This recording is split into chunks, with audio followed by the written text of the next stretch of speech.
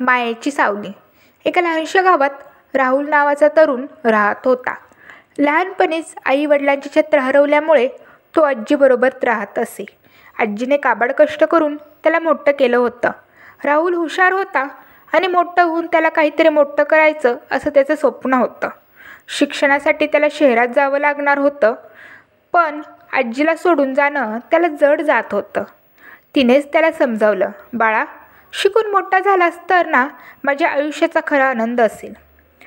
अश्रूंनी डोळे भरून राहुल शहरात निघाला. शहरात आल्यावर तो अभ्यासात मग्न होऊन गेला. दिवस रात्र मेहनत करून त्याने एका मोठ्या कंपनीत नोकरी मिळवली. सुखवस्तू झाल्या. मोठ्या घरात राहू लागला. पण तो गावी जाणं टाळत होता. कामाच्या गडबडीत आजीशीही बोलणं कमी झालं. एके दिवशी त्याला एका ओळखीच्या व्यक्तीकडून कळालं की त्याची आजी खूप आजारी आहे. तो लगेच गावी पोचला. घराच्या अंगणात त्याने आजीला बघितलं. ती खूप अशक्त दिसत होती. आजीनेही नातवाला पाहून तिचे डोळे आनंदाने चमकवले. राहुल तिच्या जवळ गेला.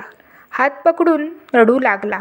ती हळूच म्हणाली, बाळा, मी कधीच तुझ्यावर नाराज नव्हते. फक्त तुला शेवटचं डोळं भरून पाहायचं होतं. राहुल काही बोलणार तीच तिच्या डोळ्यावर कायमची शांतता उरली.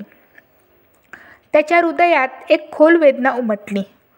तो आपल्या मोठ्या आयुष्याचा विचार करू लागला. पण त्याला त्या सगळ्यात आपल्या मायेच्या सावलीला गमावण्याची जाणीव झाली. तो आता मोठा झाला होता, पण आतून पोरका झाला होता. मायेच्या सावलीला विसरू नका. ती पुन्हा कधीच मिळत नाही.